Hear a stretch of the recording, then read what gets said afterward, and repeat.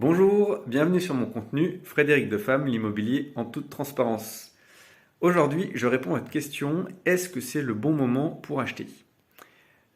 Alors, en immobilier, d'abord, il y a deux types d'achats, l'investissement et la résidence principale. En tout cas, pour habiter. Ça peut être une résidence secondaire éventuellement, lorsqu'on le peut et qu'on veut se faire plaisir.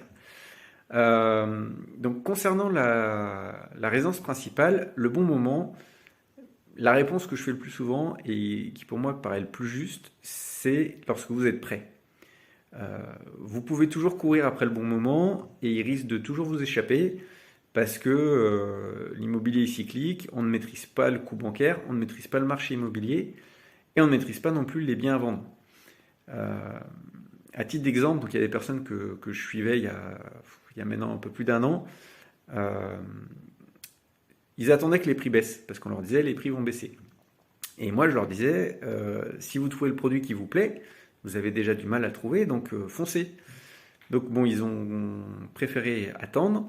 Résultat, aujourd'hui, ils ne peuvent plus emprunter pour acheter un bien de la typologie qu'ils souhaitent, puisque avec la hausse des taux, ils ont énormément perdu de pouvoir d'achat.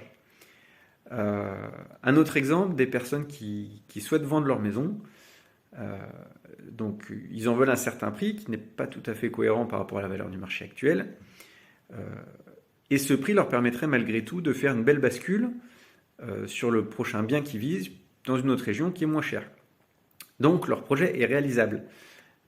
Aujourd'hui, ils n'arrivent pas à sauter le pas parce qu'ils ont l'impression qu'ils vont perdre de l'argent sur leur maison.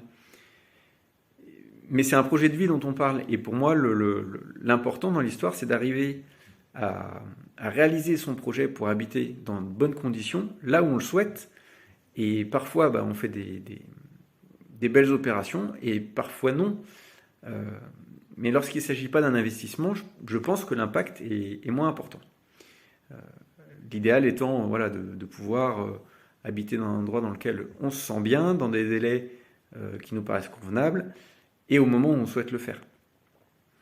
Pour l'investissement, c'est un petit peu différent, puisqu'en effet, cela va dépendre de votre objectif.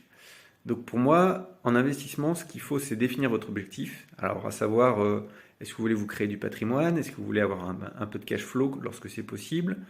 Ou bien une bonne rentabilité, effacer un peu d'impôts.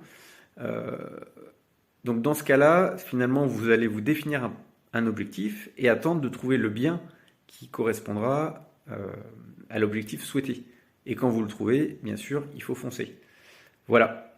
En tout cas, j'espère que cela vous aura plu. N'hésitez pas à vous abonner et à liker cette vidéo. Et je vous dis à très bientôt.